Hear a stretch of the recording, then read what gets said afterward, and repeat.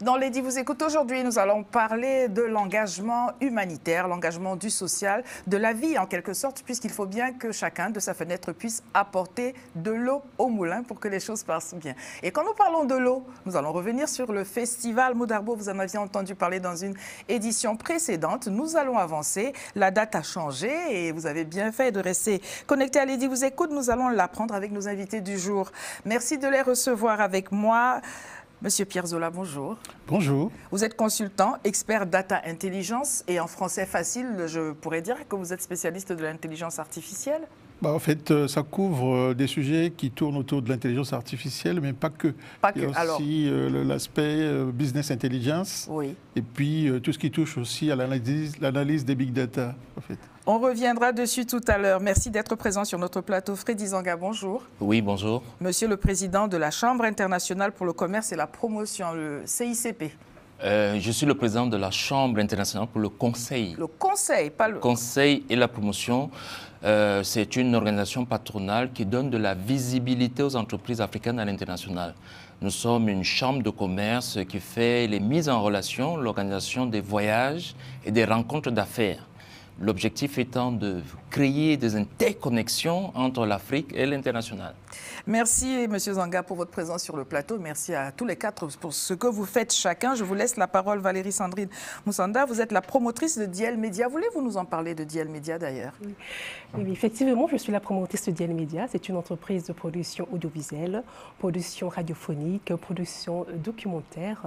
Effectivement, et je suis également maître de voix off pour les spots publicitaires, spots de radio et vidéos institutionnelles. Alors, je voudrais vous laisser le soin, puisque vous travaillez sur ce festival Modarbo, n'est-ce pas, de nous en rappeler la date avant de donner la parole à la personne qui l'organise. Alors, c'est où et quand désormais? Et surtout, quand la nouvelle date? Oui, donc nous avons l'honneur de vous inviter à vivre une expérience unique et enrichissante le samedi 5 juillet 2025. Au Modarbo Festival City Water Green Village, à l'espace du lycée professionnel privé Jeanne-la-Lorraine, au 3 boulevard du Nord, 93 340 Le Rincy. Voilà, amis téléspectateurs, vous prendrez des notes, on rappellera cette nouvelle date. Merci de nous avoir rejoints. Madame Mireille Ntepé, bonjour. Bonjour. Vous êtes la présidente du Siatfeld. Alors, nous allons revenir sur ce festival Modarbo. Nous allons beaucoup parler aujourd'hui avec ceux des invités qui vont nous rejoindre de la question de l'eau. Je disais tout à l'heure, il faut apporter de l'eau au moulin et chacun peut faire quelque chose. Vous avez vraiment des profils différents avec des compétences différentes, mais tout cela au bénéfice de cette action. Parlez-nous-en. Effectivement, je vous remercie pour cette invitation honorable pour tous nos amis téléspectateurs qui nous écoutent ici ce soir. C'était un moment magique, encore une fois de plus, comme je le dis. Tantôt, je suis passée la dernière fois ici au plateau. Et là, il y a eu quelques petits changements de date pour le festival Modarbo City Water Green Village, de l'eau potable pour tous, parce que c'est une nécessité aujourd'hui en Afrique, une nécessité vraiment primordiale. Et au sein du collectif de la diaspora Afrique-Europe, nous sommes en train de tout faire et tout mettre en œuvre pour que tous nos partenaires et tous nos frères et sœurs qui sont restés en Afrique et qui vivent ici déjà, qui ont migré depuis plusieurs années, qui puissent avoir un impact à pouvoir rapporter comme symbole au moins de l'eau potable à leur village respectif. Nous ne pouvons pas fournir de l'eau à tout le monde, malheureusement, mais nous avons décidé de constituer un collectif qui va travailler sur 5 ans. Donc, vous êtes déjà notre marraine. Il y a la seconde marraine qui va arriver tout à l'heure pour nous rejoindre sur le plateau, pour que nous puissions mettre ce concept à partir de 2025 jusqu'en 2030. Et là, nous sommes entourés des experts qui sont dans le secteur de l'eau, nous sommes entourés des ingénieurs, nous sommes entourés des bâtisseurs pour que ce projet prenne corps. Et à travers la journée du 5 juillet, nous aurons des expositions, nous aurons des conférences, il y aura aussi de la musique en live et un dîner de gala de clôture. D'ailleurs, je suis très honorée en plus d'avoir un de nos partenaires, la CICP, qui nous accompagne tout le temps, qui sera présent et avec un stand et qui va aussi aller en Afrique poser la première pierre pour ces puits d'eau potable que nous sommes en train de mettre sur pied, soit par immersion, soit par des panneaux solaires, soit par des pompes hydrofuges à l'intérieur des puits ou alors par forage. Donc nous avons 3 catégories sélectionné que nous avons fait en interne avec l'équipe sur laquelle nous sommes en train de travailler au Cameroun. Donc, si vous avez la possibilité de nous joindre, n'hésitez pas à être là samedi, le 5 juillet. Venez découvrir l'impossible qui est possible à travers le CIADFED, à travers tous nos partenaires. Et je serai heureuse avec le comité et la présidente du festival de vous recevoir. Voilà qui est dit, vous avez toutes les informations, amis téléspectateurs. Monsieur Zola, je voudrais vous donner la parole. Je disais tantôt que vous êtes expert et vous nous faisiez comprendre que l'intelligence artificielle dont on entend beaucoup parler, surprise, il y a lieu de trouver aussi l'intelligence artificielle au bénéfice de ce qui vient de nous être décrit. Comment? Au fait, on parle de l'intelligence artificielle, mais moi j'aime toujours parler des intelligences artificielles. Alors, en parlant des intelligences artificielles, en fait, on élargit le champ d'application en fait, de ces nouvelles technologies. C'est-à-dire qu'aujourd'hui, l'intelligence artificielle peut intervenir dans la plupart des domaines, que ce soit les domaines du côté social, du côté économique ou dans l'éducation, en fait, dans tous les domaines possibles aujourd'hui, l'intelligence artificielle peut intervenir pour améliorer beaucoup de choses. Donc, dans le cas de l'eau, ça peut être sur la qualité de l'eau, en termes d'impact sur les dispositifs justement de rétention d'eau ou dans des dispositifs de circulation de l'eau ou à tous les niveaux, en fait, au niveau même de la matière elle-même, l'eau, on peut mettre en place des solutions d'intelligence artificielle qui vont permettre de bonifier en fait l'eau en termes d'utilisation. Voilà. Je vais vous emmener au village, Monsieur Zola, quel qu'il soit ce village-là. Quand on a déjà un peu d'eau, c'est très bien. Quand on en a qui sort du robinet, c'est merveilleux. L'intelligence artificielle, comment peut-on espérer qu'elle soit disponible partout, sous tous les cieux, de telle sorte que l'eau soit potable, qu'elle ait une couleur qui ne fasse pas peur et tout ce qui s'ensuit? Bien sûr, donc ça ne se pose aucun problème, parce que c'est un problème souvent généralement d'infrastructure ou simplement d'avoir le minimum d'éléments en fait, de matériel pour pouvoir justement faire tourner ces solutions-là. Donc si on est dans un cadre de centre urbain, là où il y a des réseaux qui existent déjà, donc on peut intervenir à plusieurs niveaux, au niveau du réseau, comme je disais, ou à d'autres niveaux.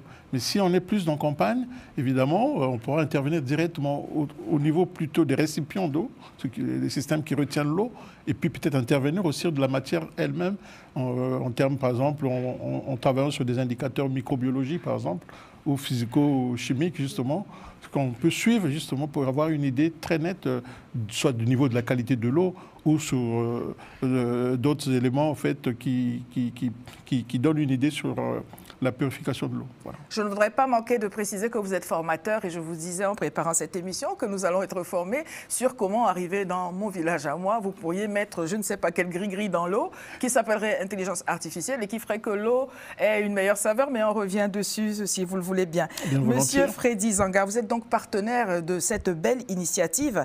Je voudrais bien que vous puissiez nous dire quelle est la synergie entre ce que vous faites, le Conseil, on l'a dit, la Chambre internationale pour le Conseil et la promotion, et cette activité-là qui va avoir lieu. Qu'est-ce qui vous a motivé? La mission de la CICP, c'est de donner de la visibilité aux initiatives.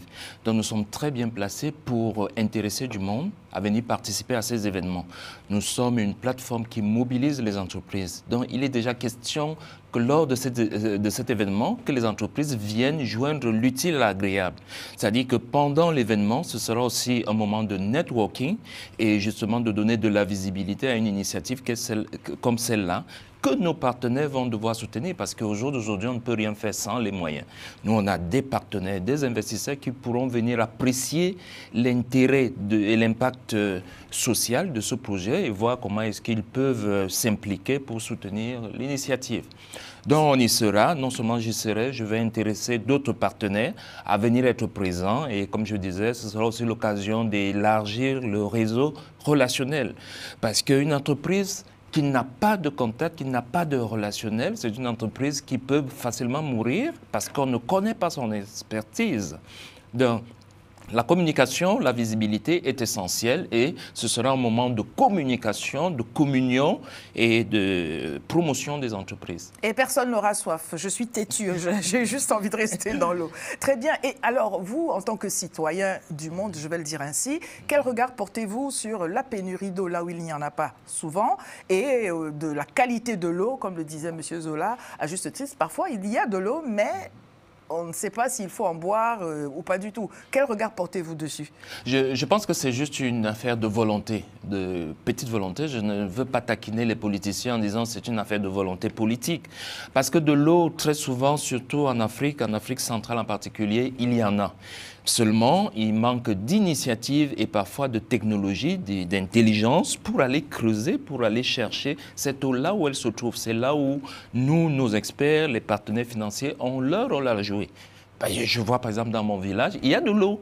Mais comment est-ce qu'on met cette eau à la disposition du grand public? C'est là où nous qui avions la chance d'être à la diaspora, nous pouvons apporter justement, et c'est l'une des raisons pour lesquelles je soutiens cette initiative, parce que nous avons un réel rôle à jouer en allant permettre aux villageois, le mot n'est pas méchant, non, on dit que voilà, de les aider justement à boire de l'eau potable.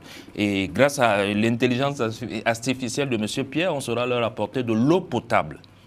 Valérie Sandrine, je vous laisse réagir sur la question de l'eau dans les campagnes, dans les villes, notamment en Afrique.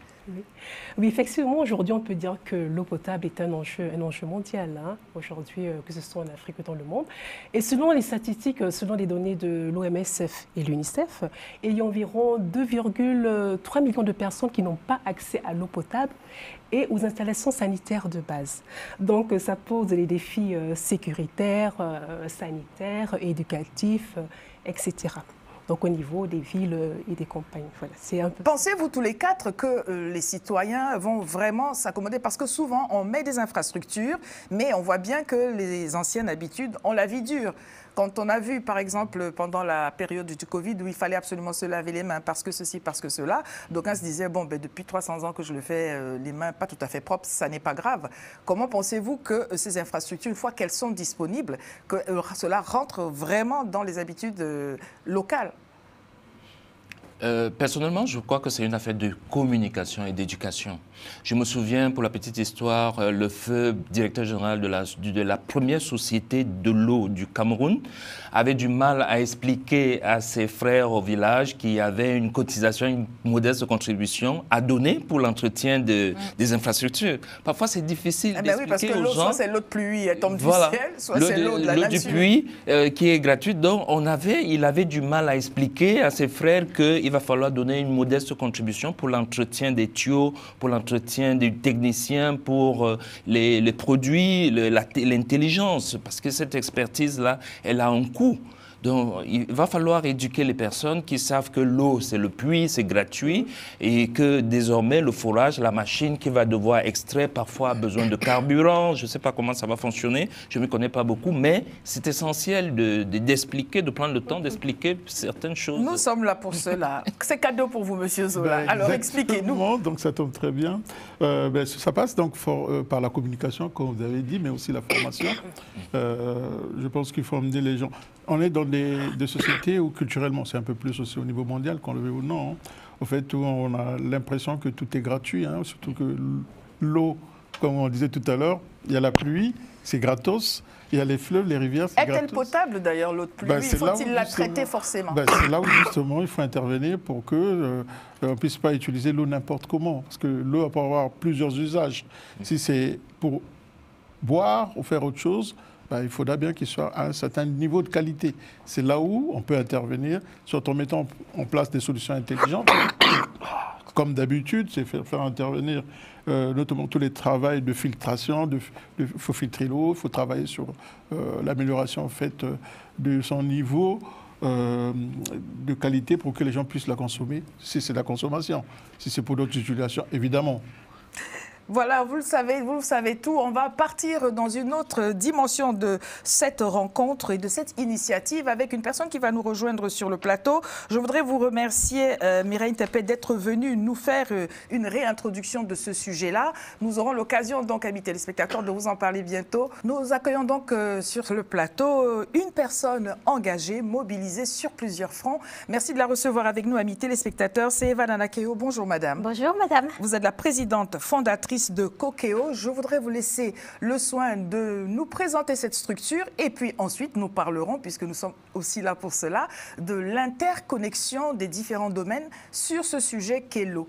Alors, Kokeo. Merci beaucoup pour cette intervention. Donc, je m'appelle Vadana Keo, je suis présidente fondatrice d'une plateforme internationale de la société civile. Nous sommes regroupés sur plus d'une quarantaine de pays, sur différents continents, le continent d'Afrique, continent Europe, continent l'Asie du Sud-Est et puis l'Amérique latine. Nous pouvons évidemment propager sur d'autres continents. Nous apportons un concept qui est le développement économique omnilatéral et circulaire pour faire en sorte de travailler de façon intelligente sur les différents sujets comme l'océan par exemple ou l'eau ou autres sujets. Et vous avez donc à votre actif plusieurs chantiers, je vais les appeler comme cela, si vous êtes d'accord, notamment sur le continent africain. Et en l'occurrence, alors que nous sommes là sur ce festival Modarbo qui va se tenir le 5 juillet 2025, vous avez aussi mis en jeu votre expertise. Pourriez-vous nous dire comment est-ce que cette articulation se fait ? Alors, tout d'abord, je viens de rentrer d'une mission territoriale de la Côte d'Ivoire. Donc, je viens de rentrer il y a quelques jours, 3 jours, où nous avons justement rencontré différents partenaires économiques qui souhaitent avancer sur le même objectif, c'est-à-dire sur l'objectif d'un développement économique omnilatéral et circulaire. Et donc, nous avons proposé des partenariats, notamment un partenariat pour mettre en place un barrage, donc pour pouvoir ramener de l'eau, parce que ce barrage a été détruit, ramener de l'eau pour pouvoir faire de la pisciculture et amener évidemment une culture des sangs. Donc ça, c'est votre actu toute récente. Oui, et comment êtes-vous impliqué sur justement le festival Modarbo ? Le festival est extraordinaire parce qu'elle arrive au bon moment dans la mesure où nous avons lancé toutes les activités tournées évidemment vers la protection de l'environnement comme l'eau. Et nous serons ravis justement d'être en partenariat pour faire la promotion de votre festival. Ce festival, donc vous l'avez entendu, c'est le 5 juillet 2025, mais nous parlons de la mobilisation des uns et des autres. Ce que l'on sait quand il y a une thématique comme celle-là, beaucoup de profils d'entreprises, associatifs et même de particuliers se mobilisent. Mais avez-vous, Sandrine, le sentiment que chacun vraiment mesure ce qui est en jeu ou que beaucoup n'y voient peut-être qu'un aspect festif et l'occasion de se rencontrer alors qu'il y a de véritables sujets de fond ? Oui, effectivement, on a commencé déjà par la communication, voilà, la mobilisation. Mais c'est vrai que c'est encore un défi parce que, bon, là, l'objectif est clair. Nous, ce qu'on veut surtout, on veut vraiment alerter, comprendre, voilà, faire comprendre, mobiliser les gens pour qu'ils puissent comprendre un peu l'intérêt et les enjeux, notamment de l'accès à l'eau potable. Mais nous pensons que le message va passer. Voilà, le message va passer et nous croyons que voilà, les participants vont se mobiliser. Vous avez dans votre profil, parce que j'ai quand même regardé ce que vous m'avez partagé, cet aspect sur le lobbying. On dit en Afrique qu'on ne peut pas applaudir d'une seule main, il faut plusieurs mains pour pouvoir... L'union fait la force. Il faut plusieurs mains pour pouvoir parvenir à réaliser des choses. Le lobbying, pour vous, est-ce que c'est un peu ça ou bien plus encore ? Le lobbying est très important et le lobbying est plus que juste de la simple communication. Le lobbying est un vecteur pour faire de la géopolitique actuelle un véritable changement. Donc il est possible d'apporter en fait un changement par le lobbying sur les enjeux géopolitiques. Et il est encore plus important de faire du lobbying dans des institutions qui impactent, comme par exemple le Parlement européen, où j'y suis depuis 2016, après avoir quitté le notariat où j'ai passé plus de 17 ans. Donc, qu'est-ce que c'est le lobbying ? Le lobbying, il y a plusieurs sortes de lobbying. Il y a le lobbying qui permet donc d'amener en fait une sensibilisation sur un acteur économique en particulier. Et il y a le lobbying pour la protection de la société civile. Et c'est ce lobbying-là que je travaille depuis 2016 au Parlement européen. Comment je suis arrivée à amener à la création d'une plateforme internationale de la société civile et combien nécessaire? Tout simplement parce que j'ai compris qu'en étant au Parlement européen, que la société civile n'existait pas. Depuis le XXIe siècle, il n'y a pas de représentation de la société civile au niveau international. Et donc c'est important justement qu'aujourd'hui, on arrive à réunir dans différents pays la société civile pour faire une force et pour pouvoir amener un programme commun d'intérêt général pour protéger cette société civile à tous les niveaux, comme par exemple apporter de l'eau. On est au XXIe siècle, il est anormal et insensé avec tout l'argent qui a été sorti de la Commission européenne, des institutions, des fondations, des privés, qu'on n'a pas réussi à apporter de l'eau pour les enfants. Et pour tout le monde d'ailleurs. Et pour tout le monde. L'injustice sociale est donc une imposture et il n'est pas trop que chacun puisse se mobiliser. Voilà ce qui nous est dit. Je voudrais, Freddy Zanga, vous laisser réagir sur l'aspect de la société civile parce que quand on parle de la Chambre internationale pour le conseil et la promotion, on pense beaucoup au monde des affaires. Ce que l'on sait avec assurance, c'est que le monde des affaires, il y a des sonnantes, il y a des trébuchantes. Mais est-ce que le monde des affaires roule pour lui-même seulement pour des raisons de capitalisme ou est-ce qu'ils ont la question des droits de l'homme, des droits humains à cœur quelque part, vraiment, sans langue de bois? Non, sans langue de bois, on est conscient du fait que le politique, tout dépend de la posture qu'il adopte. Vous avez des hommes politiques qui sont des exemples. J'aime bien citer Nelson Mandela. Il a montré qu'on pouvait faire de la politique étant vrai, étant au fond de soi, celui-là qui veut aider, sortir la société de sa situation précaire. Et vous avez des personnes qui sont reconnues comme étant des champions de la langue de bois. Donc, à ce niveau, va falloir choisir. Nous, au niveau de notre institution, la Chambre internationale pour le conseil et la promotion, nous essayons de faire la part des choses. Nous nous préoccupons. Nous avons pris, j'ai coutume de dire, j'ai pris mon bâton de pèlerin pour promouvoir l'Afrique parce que je me suis rendu compte de l'injustice internationale qui existe, que ce soit en matière d'eau, que ce soit en matière de monnaie, la monnaie, le franc CFA, que ce soit au niveau des relations où les politiciens sont décidés depuis l'Occident. Donc toute cette injustice-là, nous avons voulu la porter au sein de notre institution. Et heureusement, nous arrivons aujourd'hui, grâce au lobbying, à nous faire entendre. Nous poussons des portes qu'on nous disait fermées. Pour la petite histoire, j'ai conduit une forte délégation à Monaco. C'est moi qui ai introduit la première dame de Gambie auprès du prince Albert de Monaco, par exemple. Nous avons des connexions. J'ai organisé un voyage avec le maire d'Ovendo, le maire du Gabon, qui est allé rencontrer des autorités de Turquie. Avec Vadana, nous avons certaines connexions au plus haut niveau. Nous réfléchissons ensemble comment est-ce que les entreprises indiennes peuvent discuter avec des entreprises africaines. Et comme on le sait bien, quand il y a des échanges de ce type, la politique n'est jamais loin. Comment est-ce que nous, au niveau de la CICP, nous pouvons impacter pour peser? Et quand on est nombreux, on peut arriver, d'ailleurs elle a si bien dit, on pèse. À ce moment-là, sur certaines décisions, j'ai un mot que j'aime bien, on a une plaidoirie, on peut constituer une plaidoirie. Alors plaidoirie, on a l'impression que c'est tout doux, mais c'est un tout petit peu musclé par rapport au lobbying qu'il y a derrière, avec la capacité de changer la face du monde. Tout est dans les mots qu'on utilise. Parfois, on peut avoir une plaidoirie qui soit assez acceptable, comme on peut avoir... Tout est dans la personne qui porte le message. J'aime bien, encore une fois, le coutume de dire que Nelson Mandela, c'est quelqu'un qui savait dire certaines choses, quel que soit là où il se trouvait, d'une certaine façon. Et je suis persuadé que les mêmes mots utilisés par une autre personne n'auraient pas la même consonance.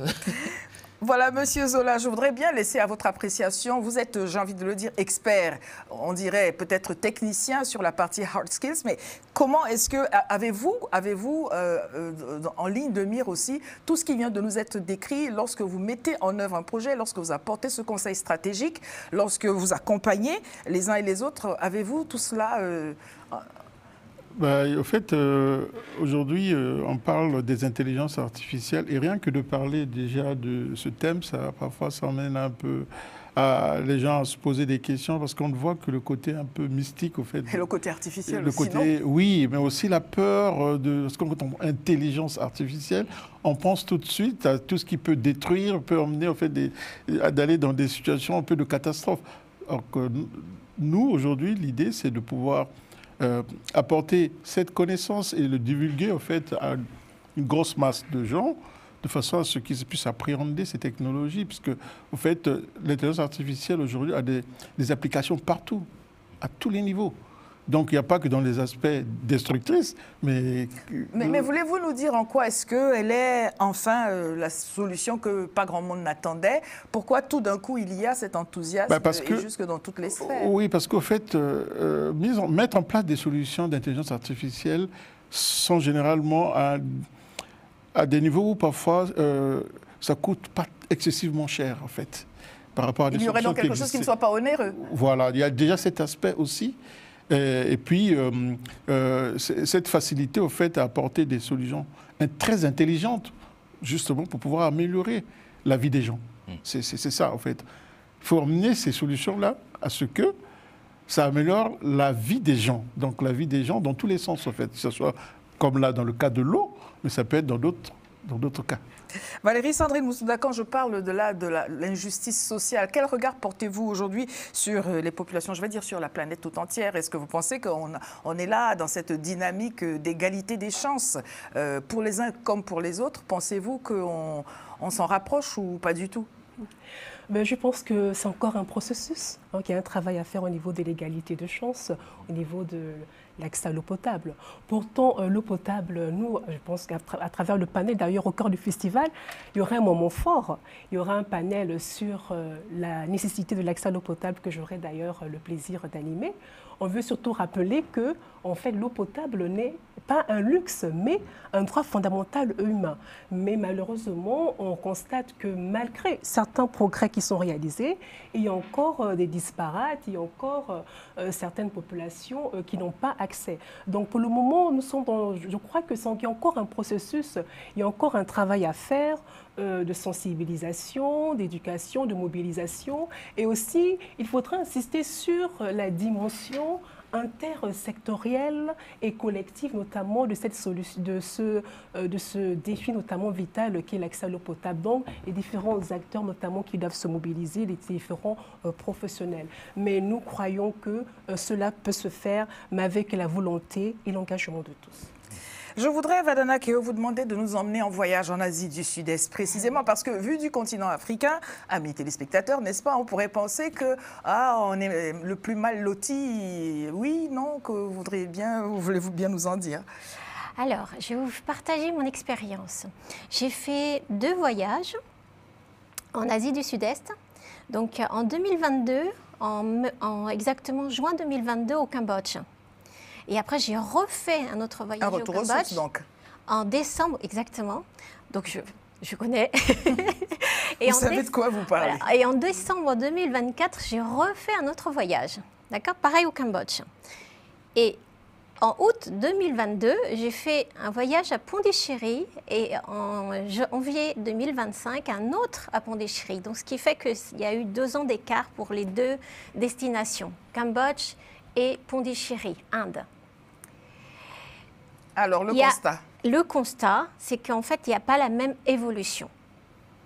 Le Cambodge a pris comme ça. L'Inde a stagné. Pourquoi? Parce que le Cambodge, en fait, a une politique de développement hôtelier très important. Je n'ai jamais vu autant de tours qui s'est construit d'un coup en 2 ans. Et ça, vous pouvez le constater. Et aujourd'hui, le Cambodge va accueillir le sommet de la francophonie pour 2026. Donc, d'autant plus qu'il faut qu'ils fassent encore plus d'efforts. Donc là, ils ont mis l'aéroport, nouveau aéroport. Il y a le train qui arrive. Donc, c'est extraordinaire comment ils ont commencé, en fait, par un développement de transport.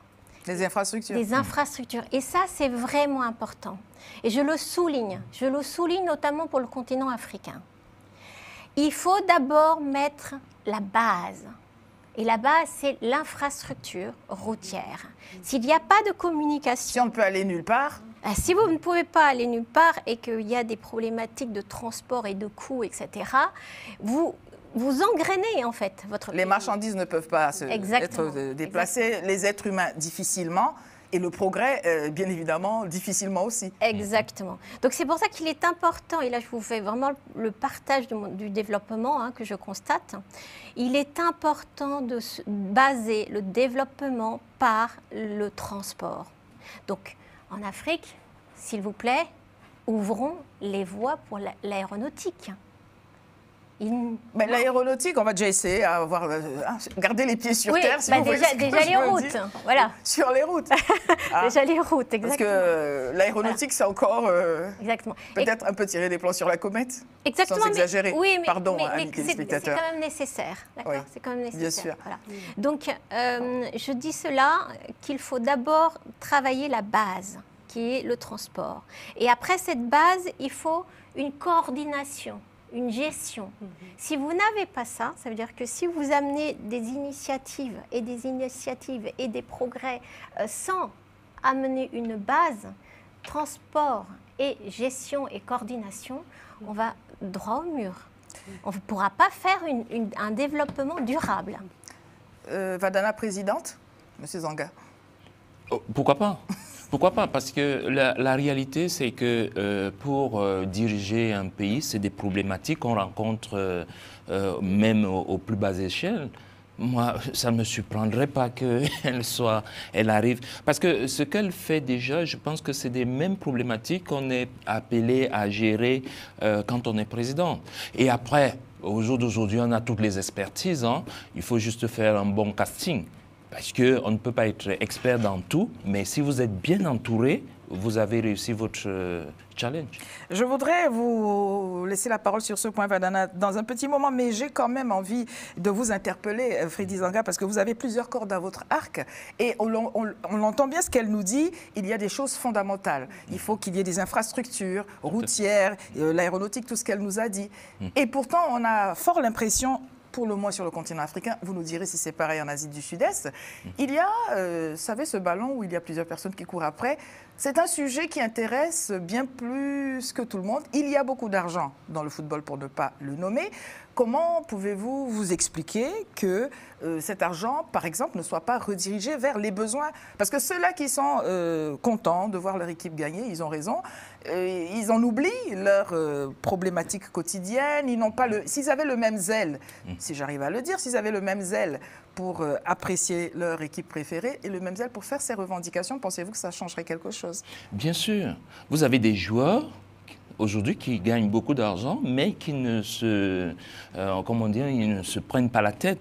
Vous avez Sadio Mané, par exemple, qui est un modèle, qui a construit pratiquement toute une ville dans son village, avec des écoles, avec des femmes dont il prend soin, avec des usines même. Il a complètement changé le visage de la ville. Donc tout est dans l'état d'esprit de celui qui a cet argent et qui veut faire bénéficier à la communauté. Savez-vous que je suis le chargé des relations extérieures d'une nouvelle confédération africaine de football? Pourquoi? Parce qu'on s'est rendu compte que la structure classique traditionnelle ne repartit pas assez les bénéfices. Donc, on s'est dit, ce gros gâteau mérite encore d'être sissonné.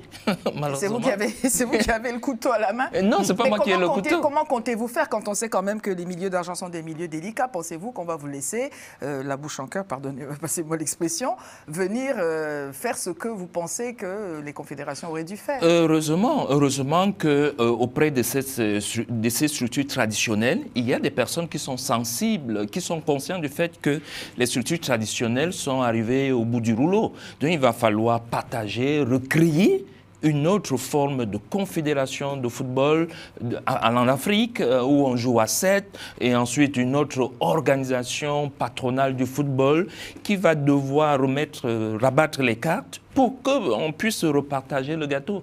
Et la preuve, c'est qu'aujourd'hui, avec les 29 pays affiliés, c'est de nouvelles équipes, c'est de nouveaux partenaires, c'est de nouveaux joueurs. Donc, c'est une nouvelle redistribution du gâteau. Une nouvelle Coupe du Monde. Alors, avec cette dynamique-là, pensez-vous qu'enfin, les populations, elles, pourraient bénéficier du bon vouloir de ceux qui sont les acteurs de ce domaine désormais ou pas? Ça dépendra des politiques. Moi, j'ai la chance d'être là, parmi les personnes qui vont devoir pouvoir suggérer des orientations. Donc c'était une préoccupation pour moi que de dire qu'au lieu d'avoir des salaires exorbitants, on peut plafonner le salaire et appuyer les œuvres sociales, par exemple. Et M. Zola, nous voulons vous entendre dessus, bien évidemment. Bien, ben, en fait, moi, à mon niveau, j'ai pensé plutôt que beaucoup de choses passeraient plutôt par l'éducation et la formation. Donc, nous mettons l'accent plus sur cet axe-là, en fait. Donc, nous formons beaucoup de jeunes, et notamment dans mon domaine, on leur apporte toutes les bases pour qu'ils puissent justement acquérir les compétences, les connaissances, pour pouvoir divulguer aussi demain à d'autres. Mais est-ce que vous pensez vraiment que les compétences manquent? Parce qu'on sait très bien que la jeunesse est parfois fort diplômée, donc équipée, instruite. Cependant, les débouchés ne sont pas nécessairement en fait, dans le cas de l'Afrique, si je prends le cas de l'Afrique, vous avez raison de dire qu'il y a beaucoup de diplômés. Mais le problème, c'est qu'on trouve des diplômés sur certaines catégories, de formation d'études. Oui. Il y a des domaines où vraiment il manque des gens diplômés et qualifiés, en fait. Donc, c'est ces domaines-là qu'il faudra monter les gens en compétences. Bon, maintenant, moi, je prends l'exemple de l'intelligence artificielle qui est quand même à la pointe.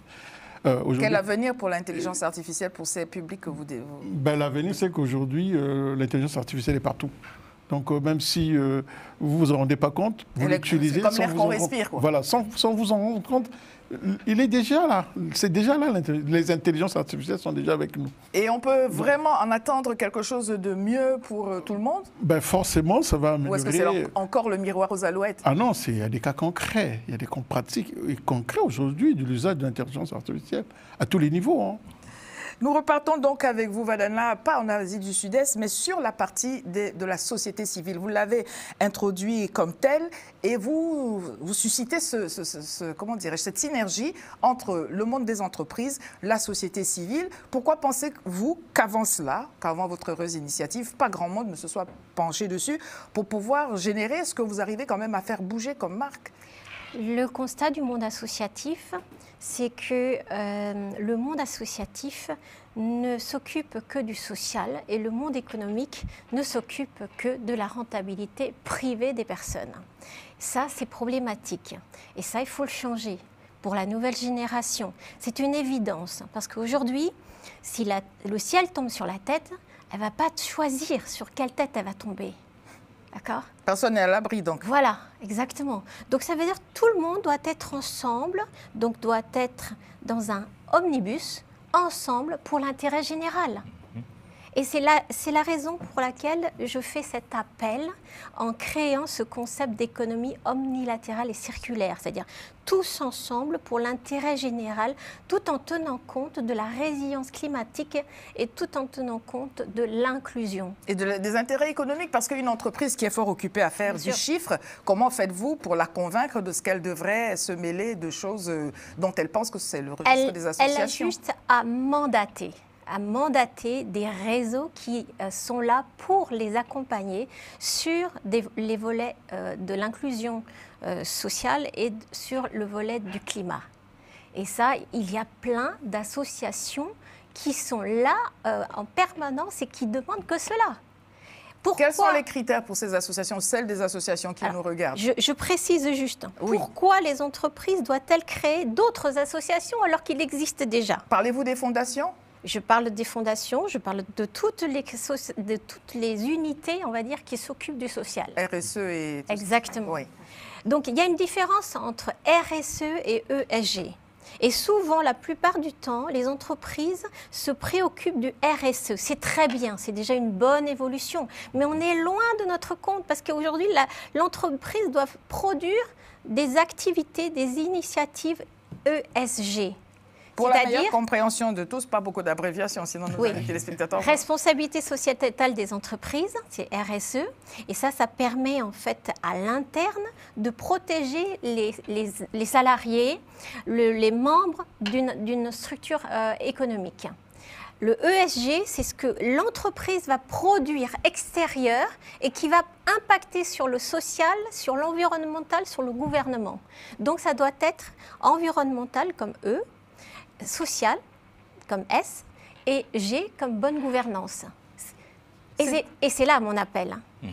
D'accord. Appel entendu. C'est ce que nous vous disions dans Lady vous écoute. Vous avez rendez-vous avec des invités qui toujours nous apportent quelque chose que nous n'avions pas, dont nous avons grand besoin pour aller de l'avant. Merci pour cette première partie d'émission. Nous ne voulions pas terminer parce qu'il faut peut-être aller vers la fin, mais nous avions quelque chose de particulier. Je voudrais vous interpeller dessus tout à l'heure, Vadana, mais ce sera en vous remerciant, ne partez pas tous en même temps, en vous remerciant pour ce que vous avez apporté les uns les autres. Nous allons rentrer dans une page particulière parce que comme vous, nous avons à cœur de faire cette interfécondation entre des registres a priori différents. Quoique. J'aime beaucoup votre mot. Votre mot. Je vous le vends. À tout de suite. Balthazar Brussels, c'est une communauté d'artistes de différentes disciplines. On n'a pas seulement l'art dans notre maison, c'est aussi de la mode, des accessoires et tout ça. Et aujourd'hui, on a commencé avec un nouveau concept. Ce sont des expositions en groupe. Et aujourd'hui, c'est le vernissage du deuxième expo. Et on travaille avec des photographes dans notre communauté. Et aujourd'hui, j'ai invité Vadana, donc bienvenue ici. Bienvenue. Merci Catherine, merci pour cette invitation. Je suis vraiment honorée. C'est un lieu magnifique avec une vraie richesse culturelle, puisqu'on y trouve pas mal d'artistes dans tout genre. Et je suis une passionnée de l'art. Trop bien, trop bien. Ici, nous avons vraiment tout dans notre maison. Donc, c'est 4 étages, c'est un mélange de tout et voilà, bienvenue.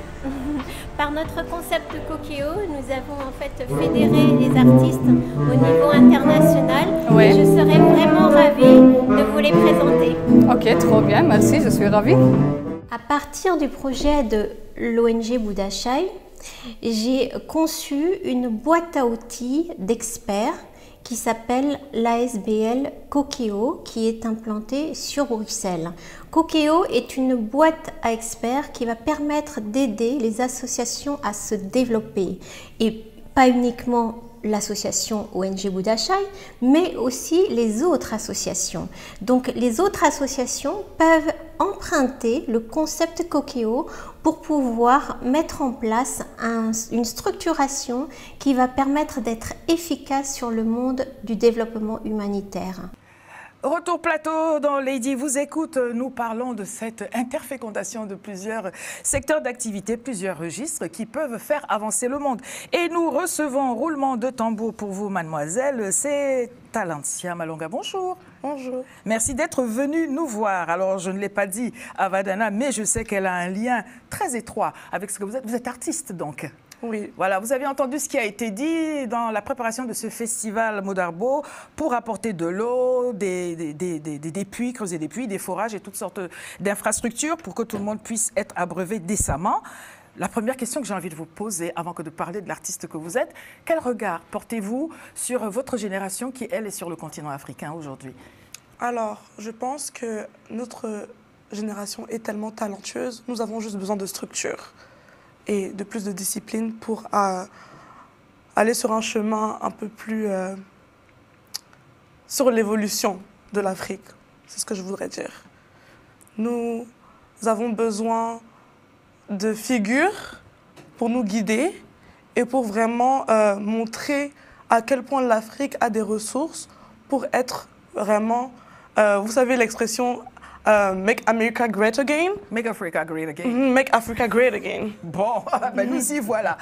Ceci pour vous dire, ou pour ne pas vous le dire, vous l'aviez compris, puisque vous, Vadana, vous faites quand même aussi cette synergie avec le milieu artistique.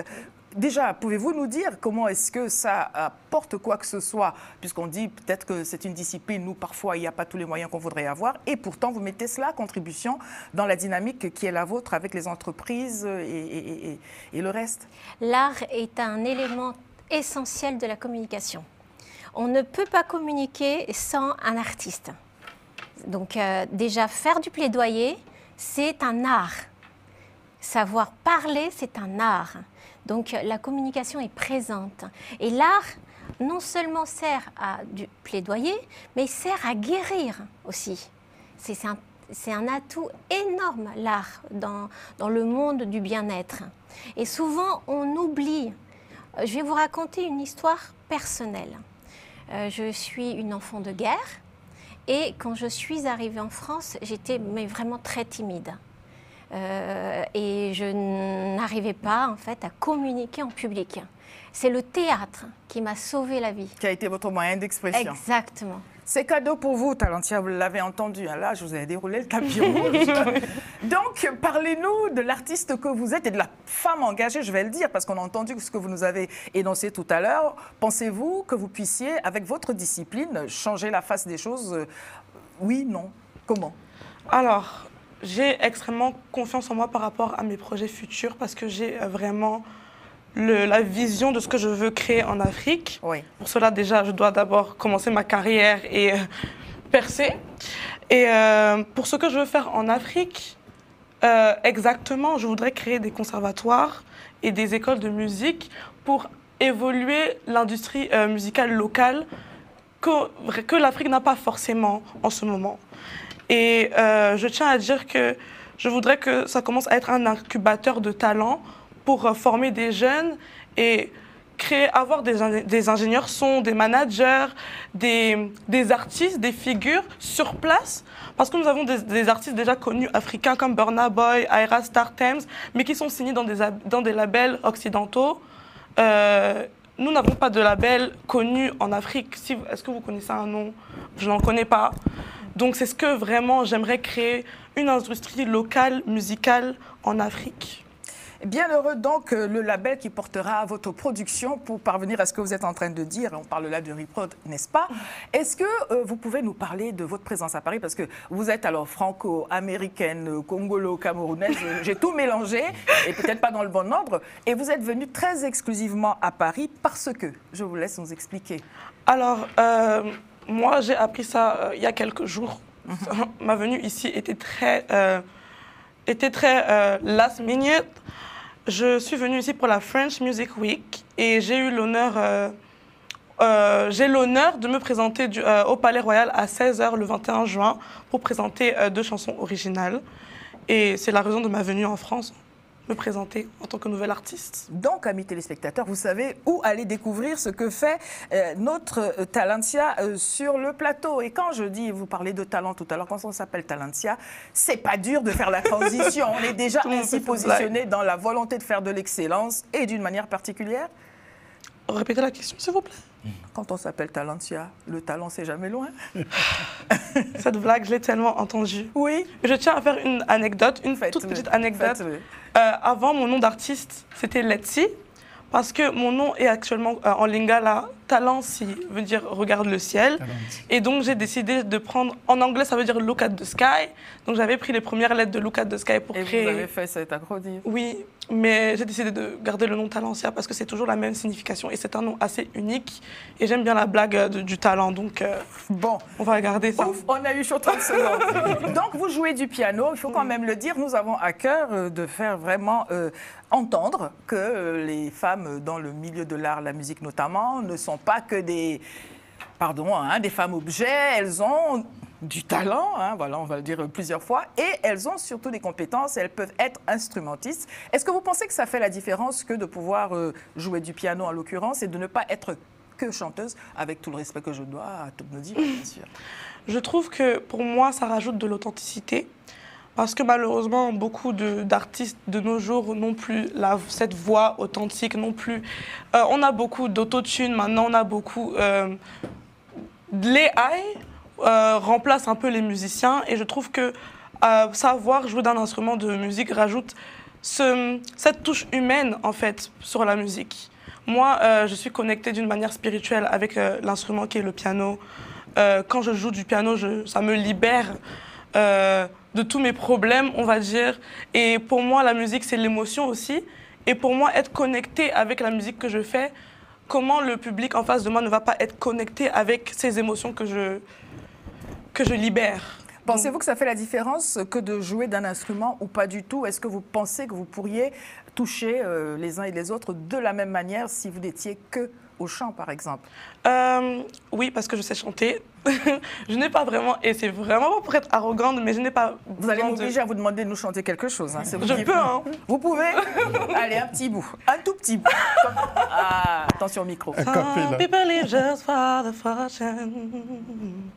Some people live just for the fame. Voilà. Et vous n'applaudissez pas. On applaudit. Très bien. Nous allons bientôt mettre un terme à notre émission. J'avais promis, Eva Dana, de vous reprendre dessus. Alors, comment est-ce que tout cela... Il faut de tout pour faire un monde. Quand je dis de tout, de toute discipline et de l'engagement de tous. Oui. Comme j'ai dit tout à l'heure, il faut une organisation, une structuration. Sinon, quelles que soient nos actions, on ne pourra pas aller loin. Donc, s'il faut faire un meet-check avec l'ensemble des acteurs, un smoothie, avec l'ensemble des acteurs, il faut que chacun sache où on va. Voilà. Chacun a une place et peut-être lancer un défi à l'arrogance des registres respectifs où chaque coin, chaque registre pense pouvoir tout faire seul, ce qui n'est pas possible. C'est pour ça qu'au festival, j'ai invité donc, des partenaires de l'Afrique qui souhaitent des développements. J'ai invité des experts qui pourront répondre. Donc, vous avez une invitation pour Talentia, dites-moi que oui. C'est fait. Bon, voilà. Il a une place d'honneur. Talentia, vous étiez venu sur invitation de Mme Rachida Dati à Paris. On peut donc vous voir, vous avez dit, le 21 juin, au Grand Palais, c'est ça? Palais Royal. Au Palais Royal, pardonnez-moi, pour découvrir ce que vous faites de vos 10 doigts au piano et puis de votre voix. Merci d'être là. Et bien évidemment, nous ne manquons pas de rappeler que votre label, c'est donc Reprod. La Fondation Malonga. Fondation Malonga. OK. Nom de famille de la mère et du père. C'est entendu. Merci à vous. Merci à vous, Monsieur Zola, pour cette intelligence artificielle dont nous avons retenu qu'elle peut faire toute la différence. Freddy Zanga, continuez à faire ce lobbying, que ce soit dans le milieu du sport, les affaires, et puis rencontrer les personnes. Et la culture aussi. Et la culture, bien évidemment. Vadana, merci. Et revenez souvent nous parler des avancées qui sont les vôtres. Continuez à nous entretenir. Rendez-vous dans notre programme prochain. Merci pour votre fidélité. Lady vous écoute depuis 2008. À bientôt.